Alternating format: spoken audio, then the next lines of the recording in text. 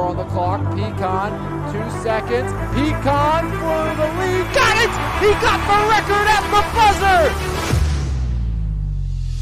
The break for three. Buried! Gallagher pulls up. Gallagher rims it out the field. Slams it down. Cooley up ahead. Dombrowski, the freshman, off the window and one. Let's go back to Evans. Corner three. Got it. There's Lowe with the exclamation point as Dunny slams it down. Far side, Dawson unloads, knocks it home. Jenna Dawson by Testovich. Epps puts it on the floor. Right, looks to drive in. Epps floats it up. Got it! He got it! There's 1,000 for Bryce Epps.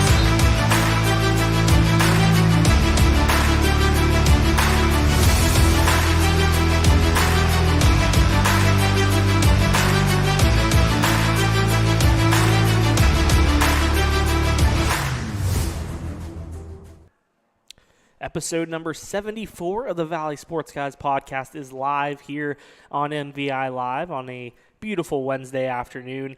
I'm Jose Negron, joined by Liam Bellin, Alex Lyons, and Nick Hicksonball. Full crew here. We're missing the fearless leader, but we got a full crew here. I think he just gave up on the podcast. Maybe.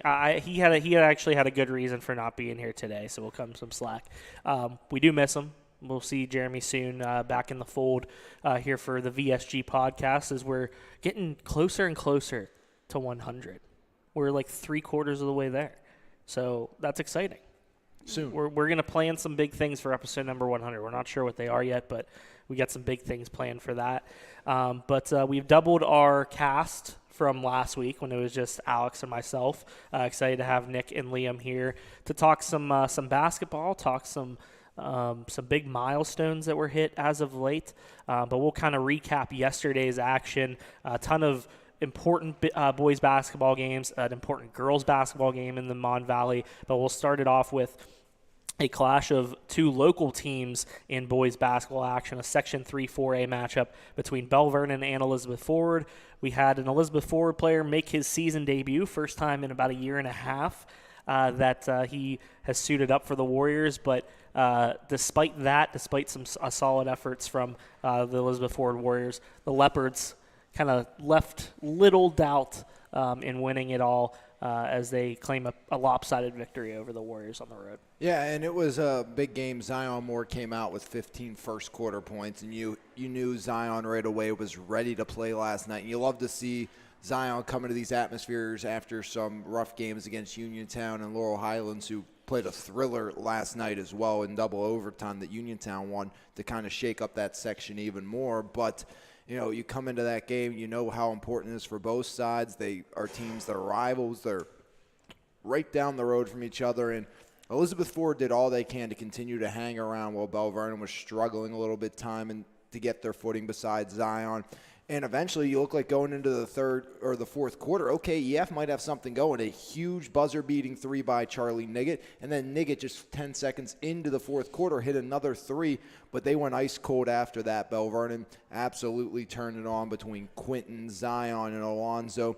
Those three paced the way again last night to give Bell Vernon that win. Now EF, they had Zach Boyd back for the first time, averaged 16 points as a sophomore, missed all of last year with that foot injury. Then the beginning of this year, congrats again to him committing to IUP to play football. And I don't think there's any coincidence that his first game back was after that commitment for Zach Boyd, but great to see him back on the floor. I know how much Charlie Melib, how excited he was just watching him in the stands with Zach out on the court, and I know Charlie can't wait to get back as well.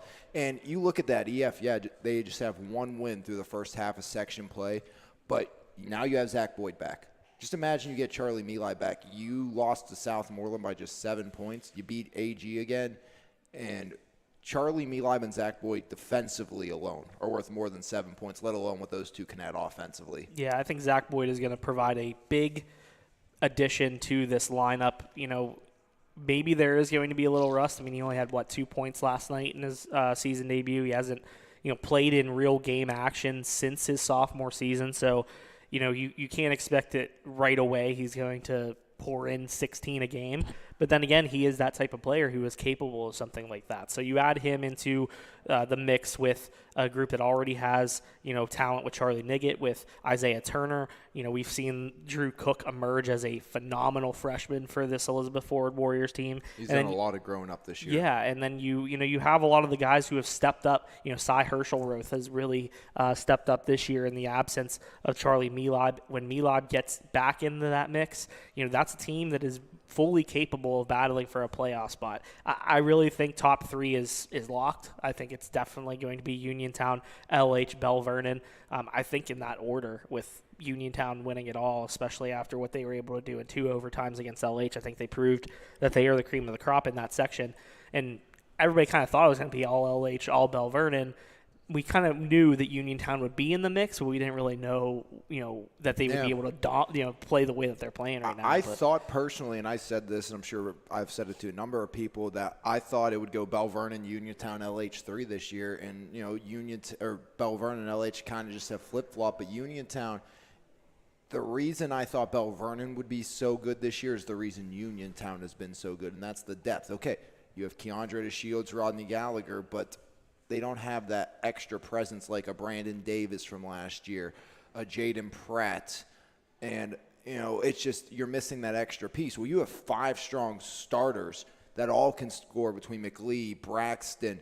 Then you have Winfrey, Bakari Wallace, Notorious Grooms. You have a couple of really good bench players coming in as well for that Uniontown squad, and that's kind of what you thought Bell Vernon would be. And you wonder, going the second trip through with the football players coming in late, the freshman football players getting their first start of varsity experience coming in late as well, is the second half a year where they can take 1 or 2 of those and find a way maybe to make it a absolute log jam at the top of that section. Yeah, I think that's definitely going to be interesting to see those second matchups with LH and with Uniontown for Bell Vernon.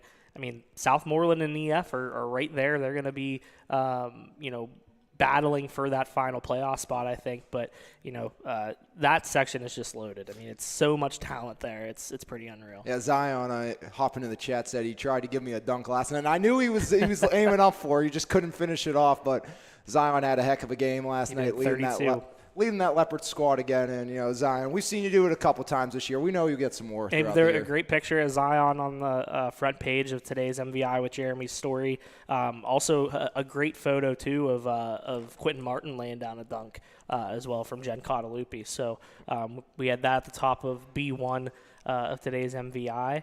But kind of looking a little bit elsewhere. Real quick, while you're getting that up. Yeah.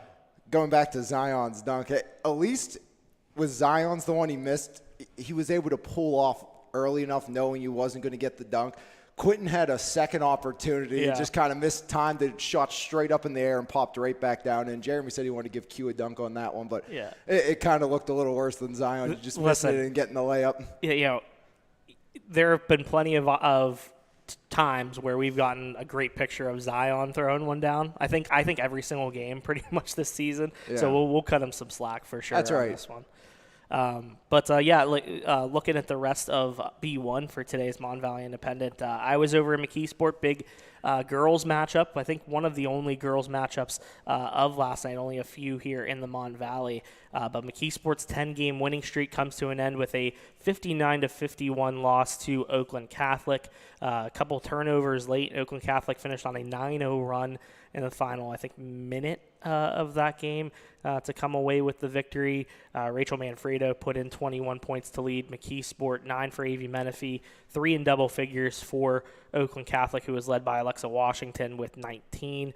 A little bit of an MVI SBL matchup there between 2 Lee Supply teammates with Rachel Manfredo on McKeesport and London Creech now playing for Oakland Catholic. So it was nice to see them. I think they got to kind of reunite afterwards, which is pretty cool.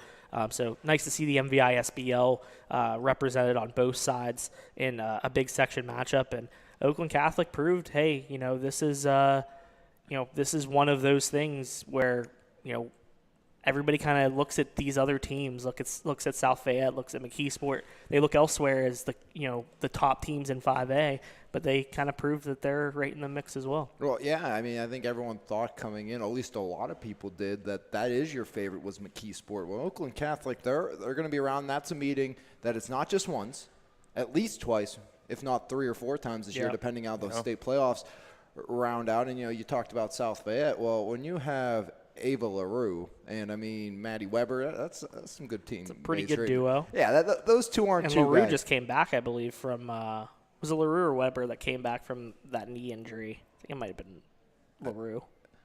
I remember seeing LaRue play volleyball this past year, just how incredibly athletically gifted that girl is. I mean, when you're the son of a former NHLer, you're going to have some good athletic genes. I'd say so. Yeah, just maybe a little bit.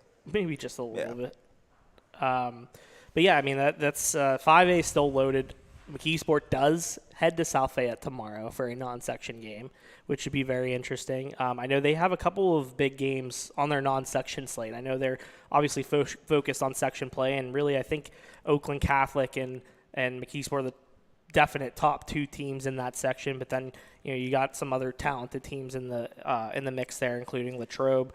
But I mean, they have South Fayette tomorrow. They have a non-section game against Greensburg Central Catholic, which will be a pretty, I think, interesting matchup, even with GCC being a couple classifications down.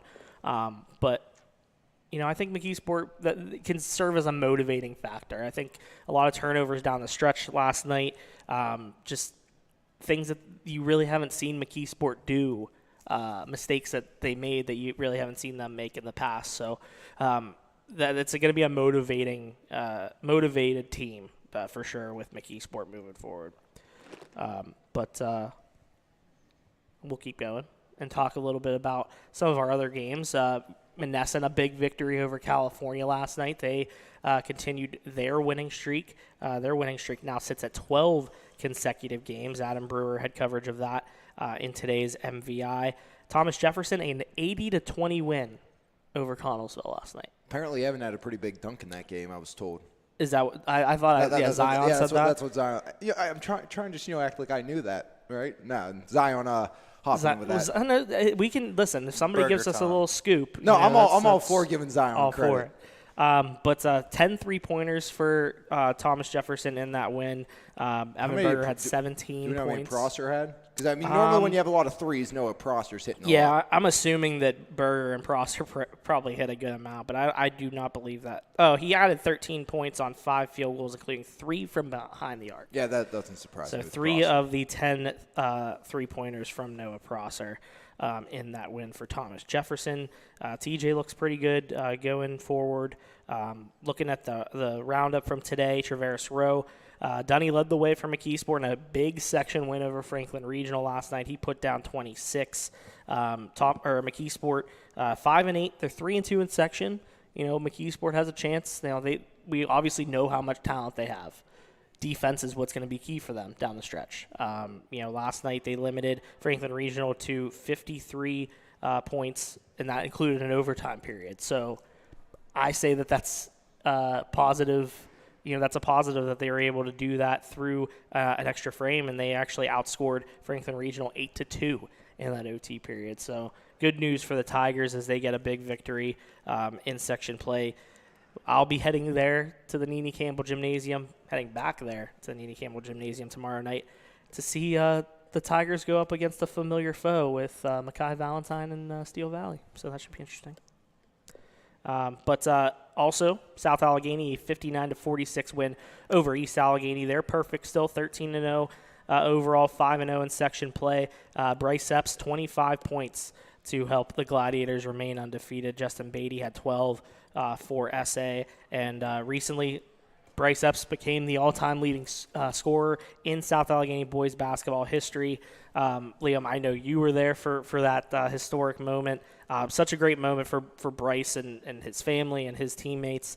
He's been such a mainstay for this program over the last 4 years. We've seen him play in such big games that he's hit so many big shots over the last couple of years. And it seemed like that moment was something everybody was anticipating, and it seemed like it just didn't disappoint. Yeah, it was a great atmosphere, really, at South Allegheny that night. The whole gym was completely packed, full of people. You had alumni that I saw coming back to kind of witness this history. You saw people everywhere, and right from the start, I can't remember how many. I'd have to go look at my notebook. The first quarter, Bryce came out and he had a good quarter, and people started to get excited. Every time he was able to score, obviously the crowd got a bit more just excited and anticipating this record being broken. So little by little, he started to pile up points, and things started to get exciting. And then down the stretch of the second quarter and kind of the start of the second half, he was really getting doubled a lot by Quaker Valley, because at this point they got blown out. Yeah. Like, the Gladiators put on a great performance, and Epps, being the player that he is, was making the right decision, making the right pass, getting out of the double team. He wasn't being selfish. So then it started to seem like he ended up having 15 at the half, I remember. But I think that was 4 points in the second quarter, if I can remember correctly. And then it was the third quarter. It was like, okay, maybe it's going to be tough here. And then he ended up doing it in the fourth quarter. He also missed 2 free throws down the stretch. I think he was 3 points away and he missed 2 free throws. And then it looked like, oh no, it may not end up happening. But, again, there were Quaker Valley fans all around me in the stands just yelling, don't let him go to his left. They're Right. pleading not to let him get to his left, but, no one could stop him. And it's really kind of an indicament of, I guess, his 4 years there. It's been, I've only seen it for the past year, but, it's been impressive to watch. And, he definitely is a deserved record holder now. It was a great atmosphere. All his teammates were around him, obviously, coach, fans, everyone was just very excited to see that record broken. And it was a great time and, just a great experience, I guess, for South Allegheny athletics. Yeah, we've seen him since he was a freshman build to this. We've been covering South Allegheny. I think probably our first year covering SA was maybe his 8th grade year before he got up. And, even before then, everybody kind of raved about, Bryce Epps. Bryce Epps is coming, to the high school team, and he's going to be a big difference maker. Obviously, Antonio Epps is already there, and we saw the impact that he made, on the football field and on the basketball court. Seeing those two play together, and then you have Cam Epps, as well, kind of joining the fold now.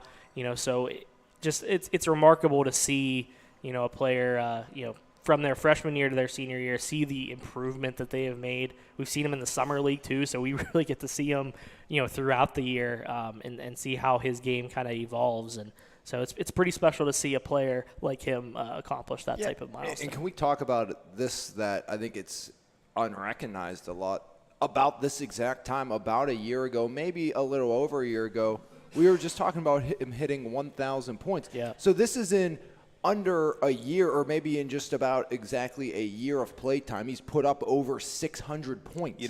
Yeah, they went in deep runs, but 600 points from the halfway point of last year to the halfway point of this year, that's incredible. And he's also one of those players, too, where 2,000 points isn't out of the question. No. It's about 300 more points, and they have, maybe 10 more games left plus the playoffs. So, that's a good possibility. And they have, I think, all chances to make another run in the district playoffs, maybe make another semifinal appearance, and maybe get an opportunity at the state level that they were so successful in the last 2 years. And I think, you're right in there, Nick. I think minimum you're looking at 1,900 points out of his career for Bryce Epps. He definitely will be chasing down 2,000, which would be if I was a bet incredible. man, I'd put a bet on that he gets 2,000 points by the end of his career. Again, and when you put that again into perspective, that he just hit 1,000 last year at the halfway point in their first meeting against Shady Side Academy, that's all the more impressive of everything Bryce Epps has been able to do.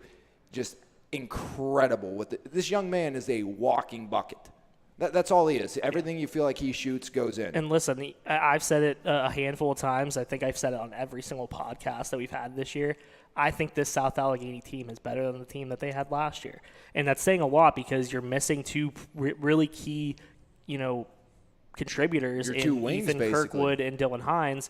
But Cam Epps has really stepped up his game. Last year was so beneficial for him. He has stepped into the starting lineup on an every night basis and has not skipped a beat. And then you got Michael Mahalski, who has taken his game to another level over the last year. Justin Beatty has gone in there. And, last year I think he got some starts here and there, but didn't, he mainly came off the bench. This year he belongs in that starting lineup. And then Deshaun Carter, we say it all the time too. I mean, he has really played a big role on the boards defensively. I mean, this SA team has really looked impressive. And I think, we know that Montour's down a little bit. Quaker Valley isn't the same team that they were a year ago, but that Quaker Valley win, I mean, that had to open up some eyes, especially the way that they did it. That's the thing I was going to say. I mean, you look at, they were the two undefeated teams at the top of the section. That was a big game with a big circumstances around it. And, the Gladiators, they took it to them. And I think defensively was really what impressed me the most. I've watched them a few times this year now, and that was by far their best defensive performance that I've seen. I mean, Quaker Valley had 1 point at the end of the first quarter, and it was a free throw with 19 seconds left. So they essentially went scoreless in the entire first quarter. They had 9 points at halftime. So, I mean, defensively, this SA team looks good. Offensively, when you have a guy like Bryce Epps leading the way, he looks good.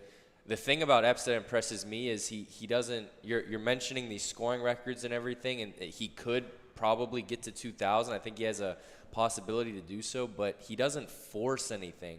It's always the right play. It's always very natural. Yeah, exactly. He's it's very unselfish. natural. It's very unselfish. The whole group is really unselfish too, and you see it even with their ball movement. They have 3 guards that can control the ball with Beatty, Cam Epps, and with Bryce Epps. So this isn't a selfish group, and that's the biggest reason I think why everybody can be successful, not just Bryce. I mean, be honest with it too. How many of his points are steals to scores? I mean, Yeah. Epps does that so much. His defense leads to his offense. Yeah, and that's why South Allegheny prides themselves in playing quality defense, like any good basketball team should, because that really creates offense. And I know that Coach DeCenzo has, early on in the season at least, has talked about early on in games they have kind of lacked defensive intensity or intensity on the defensive end, and that wasn't the case. It seemed against Quaker Valley. Yeah, against Quaker Valley, they took it to them right away, and that was that. I mean, that was, I thought, a big win, obviously in the section, but kind of like you said, through the whole district as well, through the whole class, to say, hey, we're here, we're one of the top teams in this classification, and who knows what the rest of the season holds for the Gladiators. It looks good right now. You'll get a good look at truly how they match up outside, not that distant future in 4A, because they have the Mustangs on the schedule. Yep. I was going to say, you look at the whole outlook of 4A, and you look at that South Allegheny team, and it's not out of the realm of possibility that they're in the semifinals again, and maybe even in the Whitfield Championship. Sorry, Nick, go ahead. I was going to say, there's a lot of tough teams in 4A. I mean, you look at Section 3 with Belle Vernon, Lower Highlands, Uniontown, and then South Allegheny, I would say, is right in that mix. Yeah. I will say a matchup that I really want to see is South Allegheny versus Uniontown. I agree with that. Especially, you look at the elite physical therapy connection there. Notorious Grooms playing against the Epps brothers. I mean, that would be, you were like, it's basically like, Mackay and playing against South Allegheny last couple of years. That Steel Valley those SA games against Steel Valley were packed. The gym was packed every single night. There was one night I couldn't even get a seat. I had to stand the entire game. I could see probably a Belle Vernon South Allegheny match in the quarterfinals this year. Which would be phenomenal as well. They're going to be a true match. Yeah, you're going to be playing tough basketball really in 4A from the quarterfinals on. And South Allegheny, their coaching staff deserves a ton of credit for the way that they've made this transition to 4A seamlessly so far. They have. Is it going to be easy? Not at all. It hasn't been easy. I mean, they've passed every test so far, and it has not really been easy for them. Even a team like East Allegheny, they beat them by 13. EA on the season is, what's their record? It's not, I Are didn't see it they? right now. I think they have 2 wins. Yeah, They're like 2 something like and, that. like, Yeah, like they're. I think 2 they're and at the bottom 11. of the Yeah. section, but still gave South Allegheny a tough game. So it's not going to be easy whatsoever. But to this point, they've made a transition from 3A to 4A pretty. And They they've look done pretty it, easy. They've done it adjusting. Yeah. That's the biggest thing. They knew they couldn't play. They still like to control the clock, but it's not just play catch up top. Let's cycle the zone, and it's going to be interesting to see how 4A plays out. We know we have a Leopard watching. Zion, is that a matchup you want to see? Do you want to see Bell Vernon versus SA? I mean, I think anybody else would want to see it. I think that. I think really Zion exciting. is just right now just trying to worry about getting his fluids back in after last night. Whew. Yeah, I mean, it was pretty hot from what I'm hearing from Jeremy in the chat right now. I felt like I jumped. Zion mentioned it too. Like I walked out of the gym, felt like I was just like came out of a pool or something. I was drenched. That gym's no joke. Yeah. When I'm there, I've been there a few times this year. It's by far every time you walk in. I come in with our photographer Ben Bamford. He said the same thing. Like, wow, it's a sauna in here. Monday was pretty brutal too for that girls game. We were in front of the heater though last night, which made it even worse. I don't think I've ever been to EF's gym. It's small. Honestly, I actually EF's gym is probably one of my favorite places to cover a game. I like it. I really enjoy going there.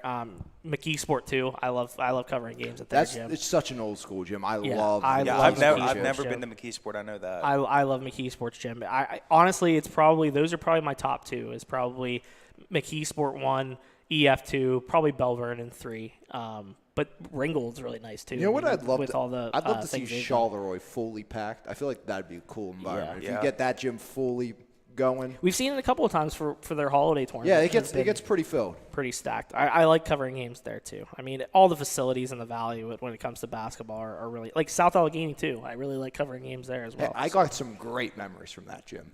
Great memories. Does it involve your basketball career? It does. First high school bucket. First high school bucket. That's right. How many more points do you need to beat Bryce's record? All of them. All of them. How many points do you have right now? 1,600 and something, right? Okay, so he had 25 I was last gonna night. say 20. Oh yeah, he had 1632 plus. 25. 5. Okay, so he's got 1657. 57. He's got a lot. That's 55. A lot of 55? points. I mean, I guess So it's not. 16, yeah, like 50. I guess it isn't out of the realm of No, possibility not he could that get to bad. 2,000. I don't know if he's going to get quite to 2,000, being that he's less than 350 away. But I think he gets at Then least again, 200 more. you know, You don't know how hard. Like the thing that I was factoring in was the playoff run. I mean, that really is what Yeah. it all depends on. yeah, and If they're that's gonna a go team- far, yeah, Bryce that's a is team gonna that be can go doing pretty that. far, Yeah. yeah. Bryce is going to be at 30-plus points per game, basically. I was in going the to say playoffs. he would have to average like right now. Say there's 10 games left in the season, it would be like 37 points a game. Yeah. But you add in the playoffs with that, it probably brings it down to like 34, 32. Which is a possibility. Yeah. I will say it's exciting to see the amount of talent we have basketball-wise. I mean, you got a team like South Allegheny, who is one of two teams in the WPIAL that are unbeaten still. Yeah. Which is pretty interesting, pretty impressive. Some big, Bell Central Vernon. Catholic lost last night. Yeah, a lot of upsets. Osh Shady lost Side last Academy night. lost last night, which Osh lost for the second time this Yeah. year to Yeah. Deer Lakes. So that's They did or no, lose they a lose lot. to Deer Lakes. It was Deer Lakes, yes. Yeah, okay. So yeah, that was that. It's pretty crazy. You got Vinny Cagini, who's closing in on the all-time mark of well over 2,000 points in his career, which is absolutely insane. So should we entertain Chad's top 5 gym question here? Well, I'd rather entertain this comment than Jeremy's earlier comment about Liam. oh yeah, Jeremy loves your mustache in the Oh, comments. thanks. Jeremy said, "Can we please get a discussion on Liam's stash, though, my guy?" So he loves your mustache. We didn't mention that until just now. But yeah, top 5 gyms. I mean, Wash High, I want to go there really, really bad. I've never Yeah, been Wash there. High is a really cool facility. You ever been to Gateway's gym? Yes. I love Yeah. Gateway's. I've I been like to the Gateway's the gym floor, too. The floor, yeah. That's, Yeah. Well, last time I was there, I think it was maybe 2018. I went there for a California girls playoff game. Okay. Gateway's really nice. Peters Township, Oh, that's one of the Thomas Jefferson. Peters Township is Be- probably I was gonna one. say TJ. I Yeah. really Bethel Park. It's Bethel's is it's nice. the same Yeah. as Peters except older, which it's such a cool vibe. Like Bethel, Peters Township, I like Fantastic the Bethel Park. facilities. Like it has like the scoreboard in the like the drop down. Yeah, it has it like is the from NHL the scoreboard. ceiling. Yeah, Yeah. that one's incredible. I think for me, in terms of like if we're counting mainly our local schools, If we're going Mon Valley like, top 5 versus overall top 5, it's a different story. I'll tell you an underrated non-Mon Valley gym that I do enjoy is Armstrong. Okay. I really like Armstrong's gym. Neat setup. I like that they have like the press box up top, which a couple. I think Gateway has that. Yep. Laurel Highlands has it. So I like that aspect of it. But if we're talking Mon Valley, I mean, I think McKeesport's still my favorite. Yeah. I love the look of the McKeesport gym. Yeah. Such a and cool just I mean, there's just so much history in that building. You know what gym I amazing. hate? North Allegheny. Yeah, North Allegheny's not great. And like North Allegheny, Waynesburg Central, their gyms smell like chlorine, and it's such an annoyance because you have the pool right next door. Oh right my next door. gosh, it's awful. Both of those gyms, absolutely one of them. I think North Allegheny kind of became like dead to me after they had the Whippeal Championships there, during the COVID or the year after COVID. Both of my games were at Peters that year. I was so happy. It was such a bummer because that was the year that South Allegheny was there against Elwood City. Where does Norwin's gym rank? Norwin's gym is literally like up above everybody else's. It's not even a question. I do like Norwin's gym. I like it too. I wish I'm not the biggest fan of the floor surface, just because certain like Gateway's floor just. Man, has I have such such great memories of gym class on that surface. Getting hit in the face with dodgeballs. Yeah, man, what great times. Hey, let's be honest. What about Frazier's gym back in 2015 when we had bowed floor? Go Doors. I mean, Frazier's gym's not No, bad. I like Frazier's their gym. floor's fantastic now, but they put a dunk tank in there, and we had to play on like a bowed floor in the corner by the locker rooms my senior year. That was whoever's idea. Let's put a dunk tank in our gym. Frazier.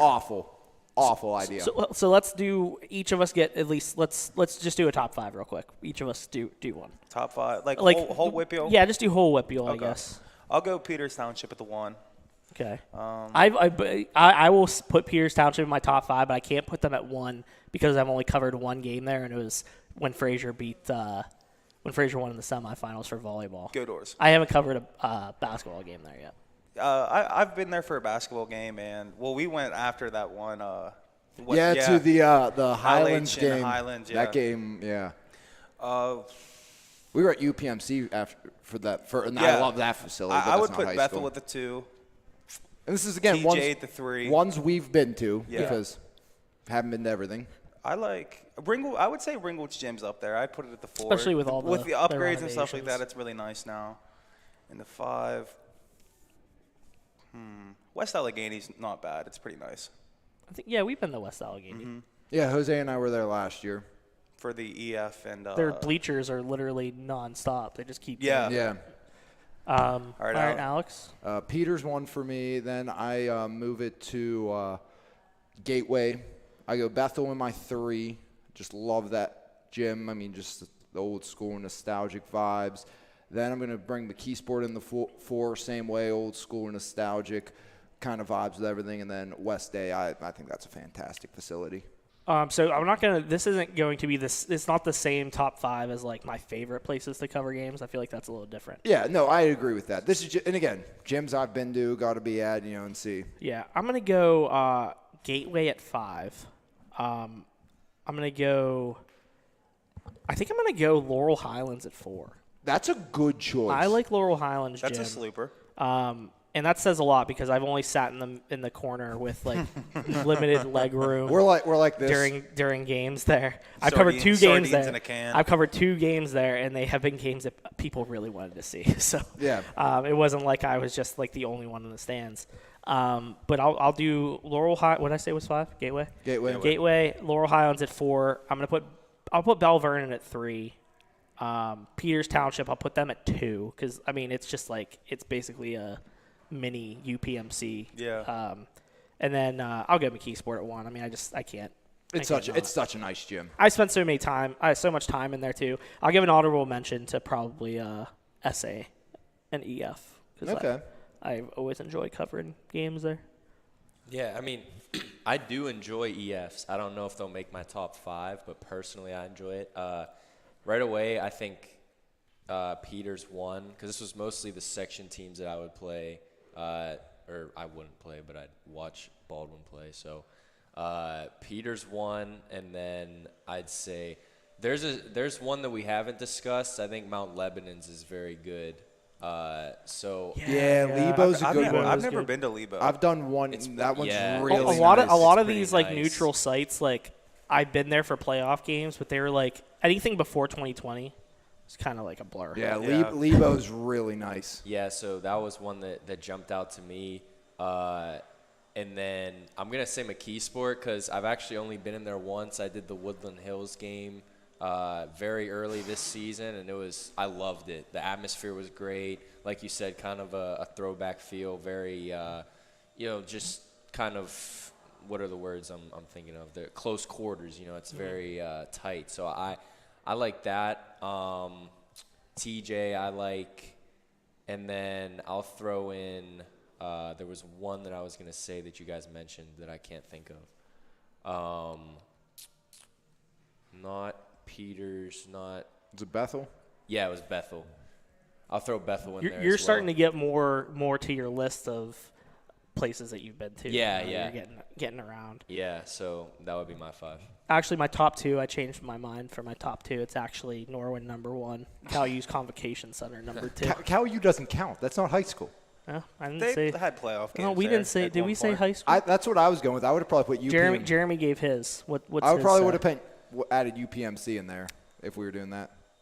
Wash High, McKeesport, Peters, Baldwin, Ringgold for Jeremy. And Wash High is Wash nice. High is it, like I've I just love it. never I've been never there. been there, so Yeah. like I think Wash High would probably be number one think on my list. like Wash High, it's cool, but like I don't know how I feel about like having a basketball game in there. Like it's like it doesn't get really loud like, in there. It like, feels like that would just be such a cool You know what's place to cover a game. You know what's an underrated facility though? Trinity. Yeah. Yeah. You get the dog pounds on both I do like sides. Trinity. I do. I think I've only been there once. That was a cool playing experience. I with actually got Trinity. to cover Alyssa D'Angelo from Thomas Jefferson, her 1,000th point she scored at Trinity. So I got to that was the one time I was there was to cover that. So Going back to Jeremy's list, I got to plug my alma mater. Last night, Michael Blackson was in attendance at Baldwin High School. I have no idea why, but my friend sent us something he got a picture with him. Very random. I think he said his son plays for Upper St. Clair or something, which didn't surprise me at all. Yeah. interesting. I think I saw Pat Narduzzi was at Elizabeth Ford apparently. Anthony Speckle was there too. Oh yeah. He was trying to make sure Quentin joins him at State College. I saw a picture after the game. Speckle was all decked out in Penn Yeah, State that was stuff. last night or That was last night at EF, yeah. And he said, make sure Penn State tells Quentin where he needs to end up. Nice. I know. That, again, we were talking last night. That list is probably coming out soon of his Yeah. top, and Penn State will be definitely among that for Quentin Martin. He has options. He does. Definitely has options. He can go basically wherever that young man wants to go. True. But if anybody else has any other questions, that they want to ask That was enjoyable. about, that was enjoyable. Hey, that was one of our best things we've had since the bashing of Laura from Christmas Santa Claus. Yeah, we went on a 5-minute rant. I think was that just us three? Who was here for that? I was not here for that. I was here for that. Yeah, it was just us I think three it was us three. bashing Laura from Yeah, Santa yeah. Claus for being a bad parent. Terrible individual. Yeah, but Anything anyways, grinding your gears? nothing right now. Oh, okay. Matt Canada's back. That grinds that my grinds gears. my Grinds gears. my gears quite a bit. No, I had a lot last week. He really did. I had a top 5 list last week, so I think You got it I'll. all out. Yeah, I got it all out. I was, over the break, the holiday break, I just had a bunch of things kind of go into my list. But great news with Damar Hamlin, at least. Yeah, We'll mention that. Continue to send him positive thoughts. Andrew McCutcheon coming back. Andrew in the Berg. McCutcheon is back Love it. So happy. as a Pirate. I mean, Alex thought I was going to be upset at that. I love it. And the reason I did, because you and Jeremy were talking before, and I was like, are you complaining about McCutcheon coming back? I love am it. not whatsoever. But I do agree with the people that are saying it's just a huge PR move by the Pirates to sell but tickets. it's really Yeah, but the not, thing because it was is- Kutch who initiated everything. Oh, yeah, I know. But I think the really Bob Nutting just did it to sell tickets. Bob Nutting actually Can pound rocks, won't yeah. he'll sell tickets, but he won't make any money on merch because everybody still has their McCutcheon jersey. I got True. like 3. I think Mark Madden said that he should change his number. might as well change your number and just sell new jerseys. Yeah, that's gonna be the Pirates' That's a good idea for him, though. I guess. He gets a check off of that too. So Yeah. But yeah, I mean, I think it's great. He lives in Pittsburgh. His kid's name is Steele. Steele, yeah. Like He's a Pittsburgh guy. he's a Pittsburgh guy He's a through and through. Pittsburgher. You had to just have that feeling that it was going to happen, and the Pirates actually did it. I mean, there's really like you just have to be happy about it. Don't be. I understand you might. It's hard to trust the Pirates and management and things like that. I get it. Just enjoy something for once. Don't let's think have some. too much. Just feel. Let's just feel joy for once. Fair for the enough. first time since 2016. Let's feel some damn joy. I like it. I agree. I just had to make that statement. And you look at the lineup, it actually doesn't look awful. It doesn't not look bad. bad. Looks way better than last year. But I still don't understand how the line is for them to only win 64 games. I mean, I still think they're only going to win like maybe 65. I would say they Maybe could get, close to 70. they I could mean, get close their to pitching, 70. the pitching is still an issue. But I like the addition of Rich Hill. yeah, I mean, as long as he doesn't go on the IL for 2 months with a Well, blister yeah. on his finger, I mean, that's True. Yeah, I It guess. usually Hey, happens listen, every year. Let's just be happy. Yep, Yeah. we're happy here. Let's just send on the happiness of Andrew McCutcheon. And this year, it's possible we see some top prospects coming up. Andy Rodriguez might be here by the end of the year. Yeah. Nick Gonzalez, Quinn maybe. Priester. Quinn Priester might be the savior of the Pirates pitching staff. Roanzi is going to probably pitch on opening day, hopefully. No, maybe. it's going to be Rich Hill. It's going to be Mitch Keller. It's going to be Mitch Keller. It might be either Mitch Keller or Rich Hill. I think Rich Hill will probably start the first game.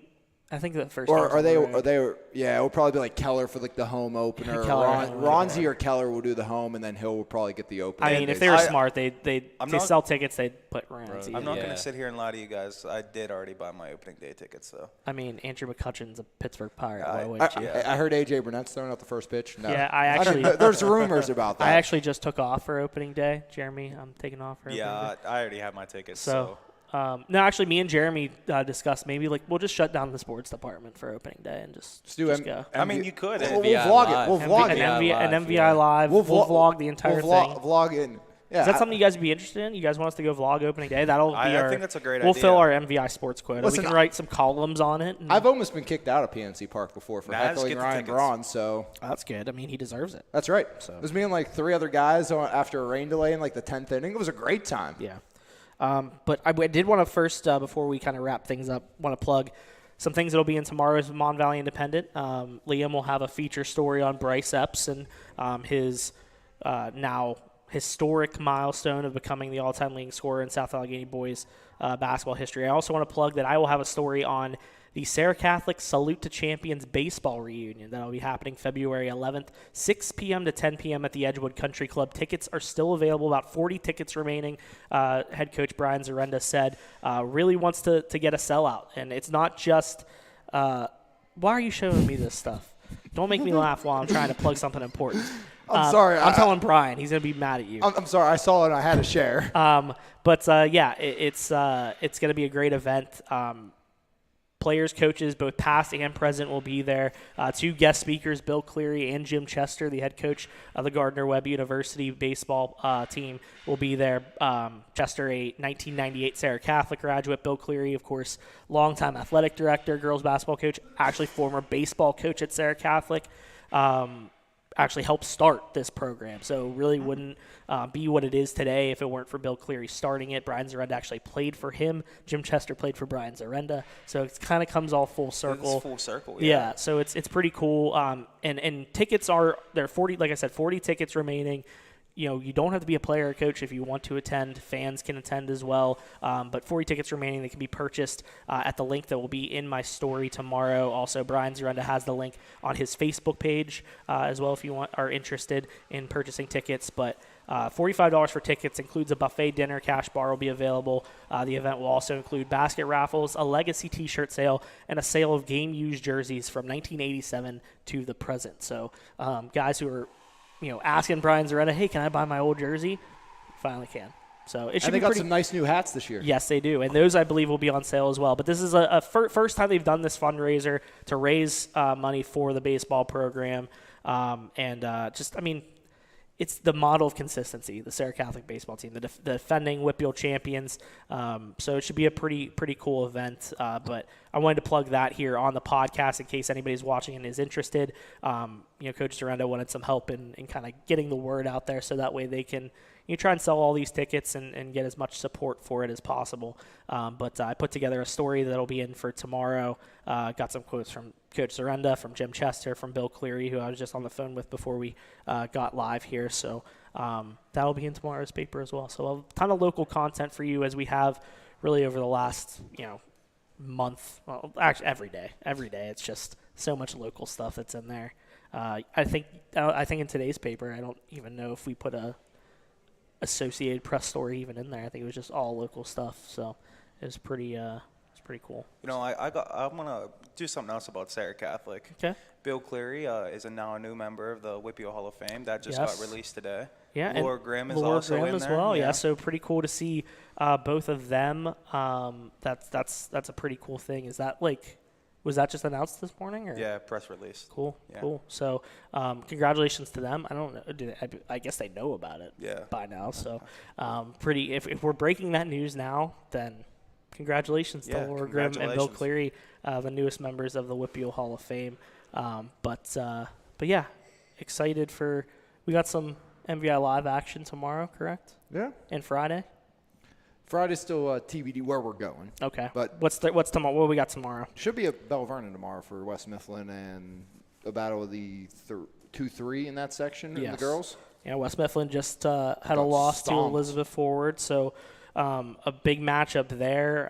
Bell Vernon a chance to respond in section play after they had a lopsided defeat at the hands of Elizabeth Forward. It seems like EF's going to kind of control that section. Yeah, they're good. They're pretty good, and they're kind of clicking on all cylinders and still not satisfied, which is what you expect from a team that has high expectations. So we'll see how Elizabeth Forward does, and we'll see what Bell Vernon can do against West Mifflin tomorrow night. Catch out all the action on MVI Live on Miradex. If you haven't purchased a pass, go purchase a pass. Even if it's a single game pass for tomorrow's action, do that. We got full year passes, half year passes, quarterly passes, anything you want. It's your choice. Yeah. And we appreciate all the support. It's just humbling, very humbling. So anything else, guys? Big wrestling match in Perryopolis tonight. Section championship section Commodores. Implications on the line. First section champion. First section championship. They started the program, 6 years ago? So that's kind of a big accomplishment. It seems like it's been building every single year. Yeah. So shout out to Coach Buck Watkins the Commodores for just what they've been able to do with that program. And go Doors. Best of luck to them tonight. Alex, any parting words from you? Nope. No. Liam, any parting words? Nothing. Great to have you guys back in the fold. Hopefully we'll get Jeremy back in here and have a full crew for next Wednesday's podcast.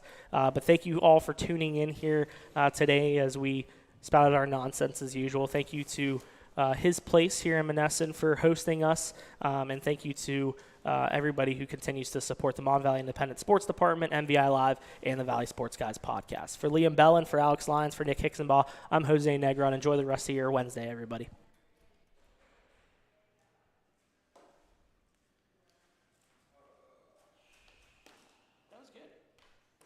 I like it. Chad said live from Manny's Barbecue.